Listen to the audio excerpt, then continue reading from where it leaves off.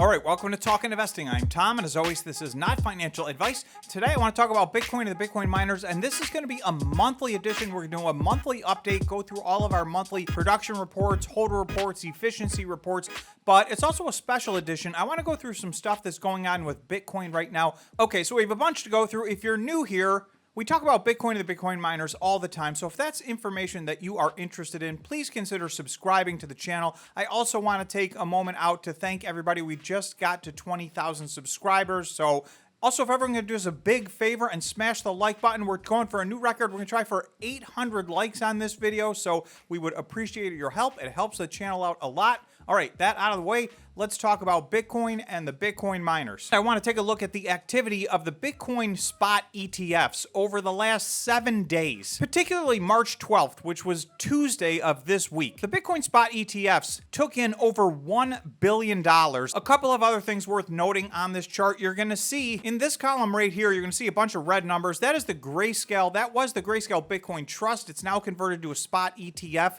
There have been massive outflows. There's been over 230,000 Bitcoin sold out of the Grayscale ETF. There's a few reasons for that, one of which is their fee is 5 or 6 times higher, all the rest of the companies. There's been several other reasons. Most recently, Genesis, which held $1.6 billion worth of the Grayscale Bitcoin Trust, was given permission by the courts to liquidate that, so you'll see there were a lot of big numbers. On Tuesday, this went all the way down to $79 million, so we can't say for sure, but I'm going to keep my eye on this over the next few days. It's possible that at this point, it has been a month, there have been massive outflows. It's entirely possible that they are done liquidating their position. That would be a little selling pressure coming out of this equation. And obviously, these Bitcoin spot ETFs have created massive demand. I took a look at the last 7 days in particular because you're going to see these are all gigantic inflows. We're going to see if this continues. This is one of the reasons that Bitcoin ran up to its all-time high. Okay, one more quick chart. This is Bitcoin over the last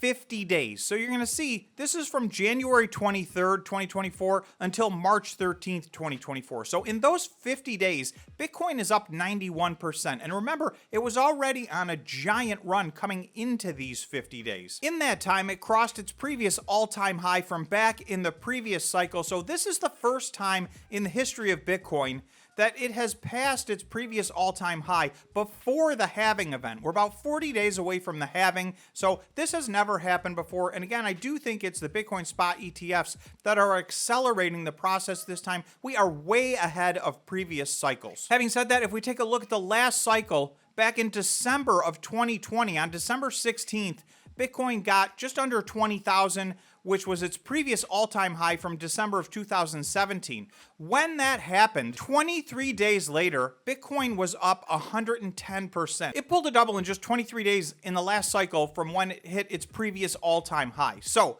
it has done something similar to that in each of the previous 3 cycles, somewhere between 3 weeks and 3 months. Bitcoin has doubled each time. So I don't know that that's going to happen again. Obviously, this is not financial advice, and we don't know the future. The other thing is we've run up a lot more prior to this than in previous cycles. So we'll see, but so far the momentum continues and we continue to hit new high after new high. Okay, with all that Bitcoin stuff out of the way, let's take a look at the Bitcoin miners and what they did in the month of February. We're going to go through all of our charts, and I did change my methodology for one of these charts. We'll get to that. Okay, first chart, Bitcoin monthly production for the month of February. Now remember, February only has 29 days. This was a leap year, so that is 2 days less than January. In addition to that, there were 2 very large increases in the difficulty level in the month of February. So almost all of the Bitcoin miners mined less in the month of February than they did in the month of January. There were 2 exceptions. Those exceptions were CleanSpark and TeraWulf. Both of them added significant exahash and as a result ended up mining more Bitcoin in February than they did in January. All the rest of the Bitcoin miners on this chart mined less, which made sense. Okay, so something else new here. Core Scientific finished in first place in the month of February.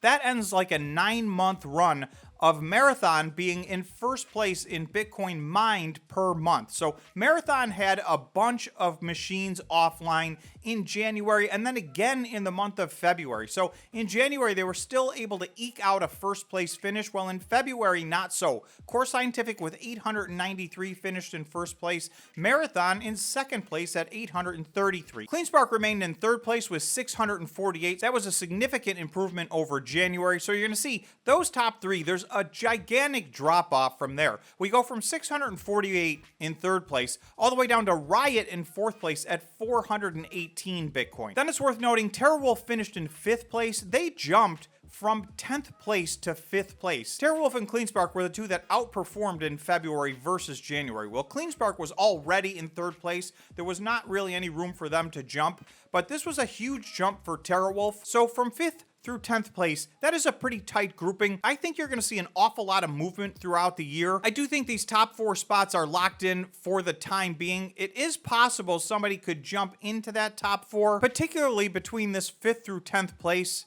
There's going to be a lot of changes, and a lot of this is going to have to do with how fast these companies can get their additional exahash online. Most of these companies have big growth plans for the rest of the year 2024, so as they grow at different paces, I expect this chart to change on a monthly basis. I did include Hive here in 11th place, just to show everybody what kind of drop-off there is outside of the top 10. Hive is in 11th at 200 Bitcoin, which is pretty distantly behind number 10 at 287, which is BitDeer. Hive does have some growth plans of their own. We'll see if they can get themselves into the top 10 at some point by the end of the year. It's going to be tough for them, but it is possible. So we will see what the rest of the year has in store for us. There is a lot of year left. Okay, next chart is exahash. So this is the amount of exahash that each company has installed that they reported in their monthly operational report. Marathon is by far in first place for the time being on this list at 28.7 exahash. It will be a while before anybody passes them, but I will tell you there are several companies that plan on getting to 30 exahash sometime in 2024 or Q1 of 2025. But for the time being, Marathon is way out in front here. You'll see Core Scientific with 18.9 exahash in second place. They are significantly behind Marathon, but they did mine more Bitcoin than Marathon in the month of February. I don't expect that to happen again. Marathon did have some specific reasons why January and February a bunch of machines were offline. They said they've gotten that straightened out, so I would expect to see them jump back into first place in the month of March, but we'll have to keep our eye on that. Cleanspark had a gigantic increase.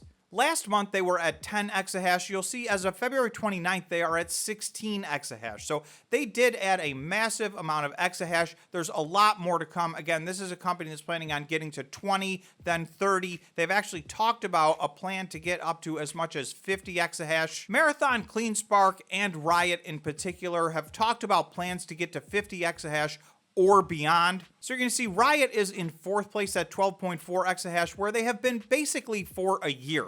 So sometime over the next few months, they are finally going to start getting some exahash online if they can stick to their plan. So by the end of this year, I believe they're expecting to be at 28 exahash. So this is another one I expect to see move up the list. So these 4 companies, I do think, are going to finish the year 1, 2, 3, 4. Having said that, Bitfarms, Cypher, and TeraWulf have also expressed some pretty big growth plans. All of them expect to be at 20 exahash or more, actually including Iris Energy as well. So there are 8 companies that expect to be at 20 exahash or more by the end of the year 2024. So again, it's early in the year. We're going to see what happens, but a lot of these companies do have big plans. So expect these numbers to grow. With 8 companies over 20 exahash, to put it in perspective, right now there is only 1 company over 20 exahash, and that is Marathon. Okay, Bitcoin mined year to date. Core Scientific technically is in first place, but you're going to see 3 Bitcoins separate Core Scientific and Marathon. I do expect Marathon to jump back ahead of Core Scientific, but for the moment, Core Scientific's in first, Marathon a virtual tie in second, and then Cleanspark is in third place with 1,225. So you can see a pretty big drop off. Riot's in fourth place, another big drop off down to 938. I do have an order in my mind that I think we're going to finish the year with. So later I will put out a list of where I think these companies are going to finish in order from 1 to 10. So I'll put that list out and then we'll see how it ranks at the end of the year versus what actually happens. Again, I've included Hive on the list in 11th place just to show what a big drop off there is from 10th to 11th place. So there's actually 19 Bitcoin miners that we track on our weekly operational report, but you can see there are 10 that are pulling away from the field, and I think it's even going to get more divided than that. Okay, moving on to monthly efficiency. I have changed my methodology on this chart. I think that the way that this has been looked at in the past by everybody, including me, I don't think really is the best representation of what's really going on. So the methodology that I have changed is there are several of these Bitcoin miners, 5 or 6 of them, that in addition to telling us the total amount of exahash they have, they tell us what their average monthly operational exahash was from an uptime standpoint. So that is a lower number. So they're being judged on only a portion of their machines, not all of their machines. Well, in my mind, I've decided that as investors, we have paid for all of the exahash that these companies have up and running. So if for whatever reason they're not able to run all of their exahash, I don't think it's fair to judge their efficiency based on some smaller number. So I don't know that fair is the right words. There's probably no right or exact way to look at this, but I've decided I'm going to take the average amount of exahash that each company had in total through the month, regardless of whether or not they had to do some curtailment or some of their machines were broken, etc. So I think this is a more apples to apples approach. And you're going to see most of these companies are still very close. When measured this way, Hive and CleanSpark are in first place. Typically, those are two of the top 4 over the course of the last year, either way that you measure them. TeraWulf is right there at 49, Core Scientific at 48. So I should mention, essentially, this is the number of Bitcoin mined divided by the average amount of exahash the company had through the course of the month. So Iris Energy at 47, Bitfarms at 46, Cypher at 46. Then you'll see a little bit of a drop off to Bitdeer. And then there are 3 companies that tend to lag behind. HUT at 41%, Riot at 40%. Riot has addressed this. They have said they're taking some measures to increase their efficiency, but they continue to be somewhere near the bottom of this list. And then the one that gets affected by far the most based on my change in methodology is Marathon. Marathon was near or at the top of this list if you considered only the 19 exahash that they had up and running, but the truth is they have 28.7 exahash. And again, as investors, we've paid for that. So I do think we need to take into account the fact that a lot of it was offline, and as a result, their efficiency was 30. We can see that in the results because Core Scientific, with significantly less exahash, mined more Bitcoin. So I do think Marathon will correct themselves and get back somewhere in the middle of the pack. These companies, for the most part, are running pretty close in efficiency. So let me know what you guys think of this new, different way that I'm doing this chart. Do you like this way better, or do you like the old way better? Does it make a difference? This one, for a lot of people, I think is the most important chart. This is each Bitcoin miner's Bitcoin HODL position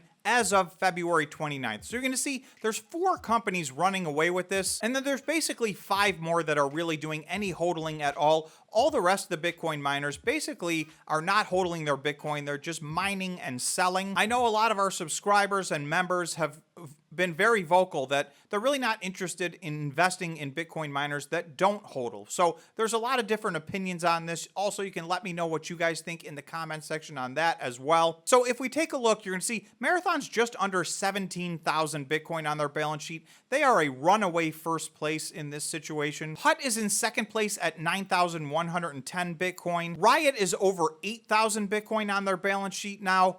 CleanSpark's up to 4,218 Bitcoin. I will say CleanSpark about 5 months ago was at 500 Bitcoin. They made a conscious effort. They let us know they were going to try to hodl as much Bitcoin as possible between that point in time and the halving. So they've been quite successful. When they made that announcement 5 months ago, I thought it was possible for them to get to 5,000 Bitcoin. It looks like that's highly likely. They may even beat that. Then from there, there's a pretty big drop off. Hive is hodling. They're over 2,000 Bitcoin on their balance sheet. Cypher is now over 1,000 Bitcoin on their balance sheet. Then you've got Bit Digital at 848, Bitfarms at 804. I will let you know, for the last several months, Bitfarms has sold all the Bitcoin that they've mined. DMG Blockchain, which is really a microcap company, much smaller than the rest of these, has managed to put 468 Bitcoin on their balance sheet.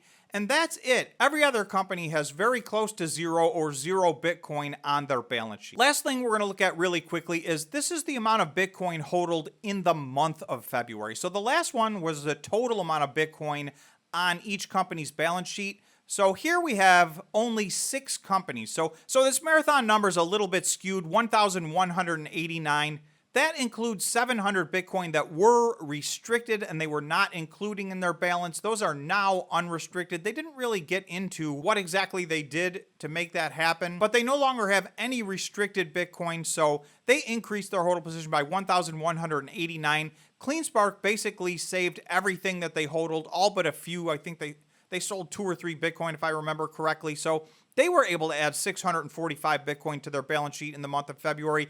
Riot was able to add 419 Bitcoin to their balance sheet in the month of February. And you'll see Cypher, which we talked about, they have had a massive shift. They're at 1,400 Bitcoin, 300 of which came this month. So you can see they are also making a strong push to get as many Bitcoin on their balance sheet as they can prior to the halving. Hive was able to add almost 200 Bitcoin. They are holding all their Bitcoin between now and the halving as well. And then Bit Digital added 109 Bitcoin. So the next one after this was 0. So all the rest of the companies did not add any Bitcoin to their balance sheet in the month of February. So that's it. That's everything I have for you. We have Bitcoin hitting all-time highs. We do have the Bitcoin miners struggling a little bit. I made a video on that a couple of days ago. So thanks everybody so much for watching. I hope you guys enjoyed the video. Please remember to smash the like button on your way out. And if you enjoy this content, please consider subscribing to the channel. Thanks so much for watching, and we will see you in the next video.